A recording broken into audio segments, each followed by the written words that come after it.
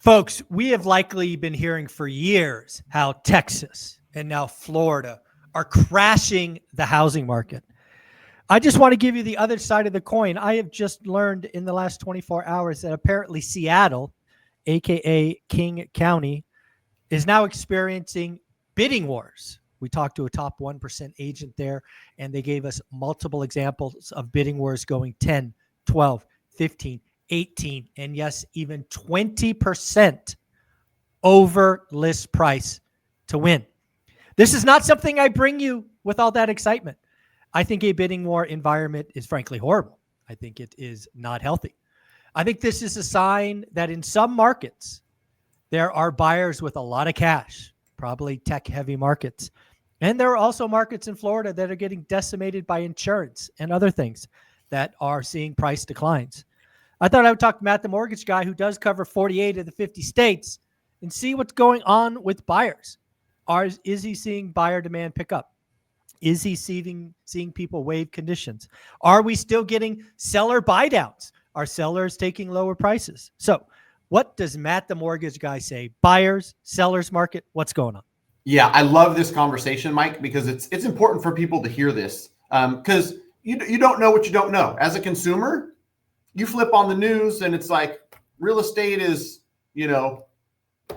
softening and people are able to negotiate $75,000 off the purchase price. Well, that's one market at one price point. There's so much stuff going on. And so it's important for people to know, like you said, there can be these markets that are extreme sellers markets where stuff is flying off the shelf. I'm not surprised that Beth talked about Seattle and you mentioned tech. Somebody who works for NVIDIA, I don't know what the stat was, but 80% of their employees are multimillionaires. Yeah, I think the average is $10 million. It's crazy. Right.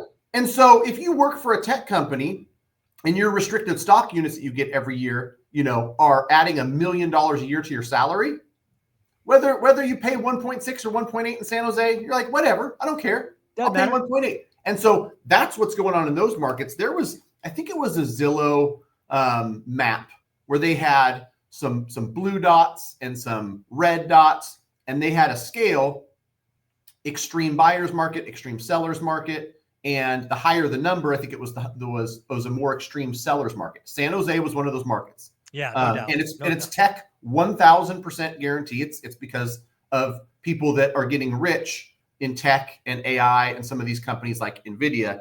Then you get somebody who says, I'm in contract in Alabama. I looked at it and I wrote some notes down, because this is actually somebody from the ORAT community. I know that when he uses the term disrespectful offers. That's a sign. That's a signal. I looked. Oh yeah, I'm glad. All my chicken scratch. Sometimes I can find my notes. Sometimes I can't. Yeah. This property was listed for $275 in August. They lowered it to $268 in September. Then they lowered it to $265 in October, $260 in November, $250 in January. He's in contract, Mike, for $197. In his eyes, he was like, this is disrespectful. Started at $275, had got themselves over 6 months down to $250, and he said, how about $197? And I don't know how all the negotiations went, but he's in contract. I love that you brought that up. I had another example in our school community. Heath, he found a house that was listed at 200, and again, through back and forth, follow up, doing the work, he got it for 145. Nice. It happens. So there are areas and there are properties where this exists, 20, 30% off of the list price. Like you mentioned, Florida has seen softening. I've seen different parts of Texas, but people need to remember, when we talk about, there can be some markets where there's a lot of competition and you got to pay above ask to even get your offer looked at. There's other markets that are the opposite, where you're getting steep discounts, and those markets can be in the same state. You can have Odessa, Texas doing one thing and Austin, Texas doing something different. You can have Sacramento, California doing one thing. And on top of that, we've talked about this a lot, maybe not recently, the market at entry level, or call it the median in Sacramento, might be doing one thing, and luxury stuff at $2 million might be the complete opposite. So you might have 17 offers on a $500,000 house and no offers for 180 days on stuff that's above 1.5 million. Exactly. Same market, different buyers, different, dynamics on how that's going to work. And so that's why it's important to, one, pay attention, and two, surround yourself with people who know what the heck they're doing. I have people reach out to me all the time. As a mortgage broker, I can do something in 48 states, and mortgages for the most part are very similar across state lines. There'll be differences in a survey needed in Texas or different thing, 3-point inspection needed in Florida. With real estate agents, somebody asked me this recently, and it was like a Sacramento to Chico. It was a 120-mile difference. I said, you'd never use a Sacramento agent to write a Chico offer, no matter how good they are. That Sacramento agent and the great Sacramento agents I work with would agree, and they would say, I'm happy to connect you, but I don't know all the stuff. I'm not going to the local meetings. Yeah. I'm not at networking events with these local realtors. And so as a buyer and as an investor, and this is something that I've said multiple times, but it's never bad to repeat. Like, there's a difference between somebody who has a real estate license and somebody who's a knowledgeable real estate agent. And there's plenty of stuff where an example of that was somebody who's like, oh, I found this agent. She's great. She's been doing business for 30 years. She's been in this market. She grew up here. Great. There's plenty of software out there nowadays, Mike. And this agent has done exactly 6 transactions in the last 5 years. Ooh. Could be the sweetest lady in the world. Could know that market and those local businesses like the back of her hand. If she's not actively transacting, at least, call it 5 or 6 deals per quarter, doesn't have a good feel for what's going on, no matter how great she is or how long she's been there. And so you want someone who's knowledgeable and active. People who say how long they've been in real estate, it's almost, an inside joke, right? Because if you're the same crap agent, you're like 30 years in a row doing 2 deals. You've been doing it for 30 years, but you're still not very good at it. And so you got to do that. And then, of course, as a real estate investor and in the ORAC community, you're going to get so much value from being around other investors. And then you find them in the school community. Who else is operating in this market? We're big enough now, I think, in that school community that, you're going to find someone who's maybe not looking for the same stuff, the same exact market, but close, right? Yeah. Oh, I'm over in this neighboring town. I think they kind of operate the same, and it feels like, the markets are probably similar, and I'm looking at single families like you. Here's what I'm looking at. Here's what I'm seeing. That type of stuff, super, super valuable. And so you can't just go out willy-nilly. And to this overarching point, Mike, there is thousands of different sub-markets inside what people would call the whole real estate market of the U.S. No, I mean, all that is dead on. Again, there is no one market. There's no even one market inside a market. You have to have your buy box. You have to look every day. You have to be disciplined. You have to be okay tracking and writing offers and following up. And you can go get a 275 house for 197. You can go get a 200K house for 145. My students and followers are doing it all the time. It takes work. That's why most people don't do it. Most people pay list price. Most people give up, and it is what it is. Get around people that are doing it. School community, 67 pennies a day. It's stupid priced. But I want to talk to you about mortgage rates. I was shocked this morning. The ADP report came out strong, meaning more jobs created than expected. And yet the 10-year note was down. I actually postulated that the 30-year mortgage rate might tick under 7% today.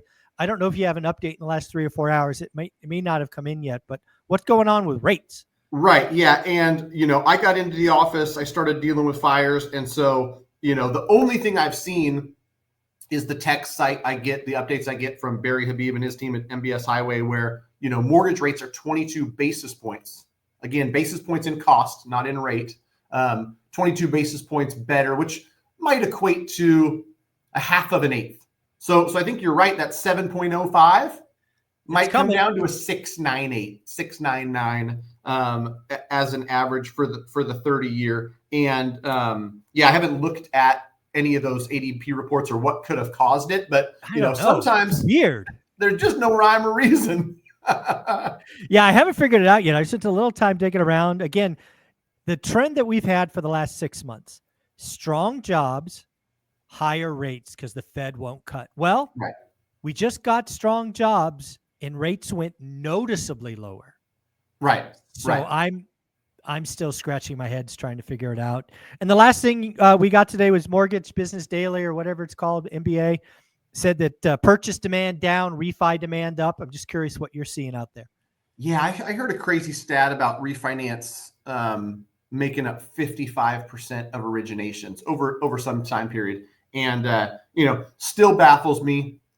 And, I'm going to continue to preach and try to help people, even if it, in the, short term might feel like it hurts my business, because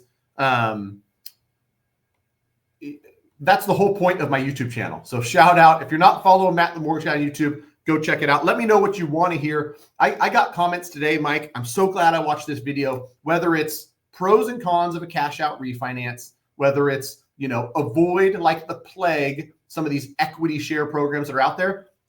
I might have saved somebody hundreds of thousands of dollars. I might have saved this person's house. I'm so glad I ran across this video, because just because those transactions are happening, Mike, doesn't mean make them good. No, it doesn't make them good. And, the fact that there's a lot of consumer debt and people are struggling, I'm empathetic to that. But I really, you have to look at all your options. And you know what? You can't say this probably because you're in the business, but I can. And frankly, I don't care. I'm going to guess roughly half of the refinances today are not financially a good idea long term, right? Which means the other half are okay. I mean, there are lots of reasons you should do a cash out refi today. Lots of them. I'm going to propose that half of the ones being done today are some call center, throwing a bunch of vocabulary and sales tricks and tactics and high pressure at an unsuspecting homeowner, and they're going to get wrecked. And that call center person is going to cash a check. That's just my opinion. I hope I'm wrong. Yeah. And like you said, some of them make sense. Everybody's situation is unique. And that's where, so many people want blanket advice. And while the internet and YouTube and guys like me and you who run honest businesses and are shooting straight with people, that's great. When it comes to the point to where, like, I've got to make a decision. Should I do a home equity line of credit? Should I do a cash out refinance? Should I do neither? You have to have a conversation about your specific scenario. Every single thing that is, yours and yours only when it comes to scenario, to help decide that. And, I can't tell you how many conversations I've had recently where a $468,000 first at a 2.35%, I can't, like, you would have to have such an emergency, such an opportunity to ever even consider refinancing that and, basically throwing away that asset, which is a 2.35% 30-year fixed rate mortgage. That $100,000 in equity that you want to tap for a great opportunity or to consolidate bills. When you've got equity, there's home equity lines of credit available. Yeah, and so there are other options. Go get a second. Go get an equity line. Do something else. Don't. For most homeowners, at 2.3% 30-year money, that's going to be your best financial asset of your freaking lifetime. Yeah, I haven't done everything right in my life, Mike, but I've got 6 mortgages that are sub 3.1% from the You're winning. Right. You all I've got to winning. do is hold on to and pay that debt, and over the next decade or two, I'll have millions and millions in equity and real estate that I could choose to do whatever I want with. So if you're looking to connect with us, greatmortgagebroker.com. I was listening to something yesterday. It came from a surprising place where they were just harping on people. You have to know your numbers and get yourself pre-approved. Coming from me, it just sounds like a sales pitch. It's absolutely free. We do a soft pull, so your credit's not affected. You're going to spend, me and my team's time and energy. You're under no obligation to work with us, right? Even though I hope if we spend 6 months and 97 hours advising you, I hope we do end up working together. But whether it's us or somebody else, that's something that people need to do as a first step, right? There's so many things to learn about real estate, to study your market and all that. Don't skip one of the most important steps, which is getting yourself pre-approved and knowing those numbers. Awesome. Matt, you're amazing. Go to greatmortgagebroker.com. Thanks, bud. Thanks, Mike.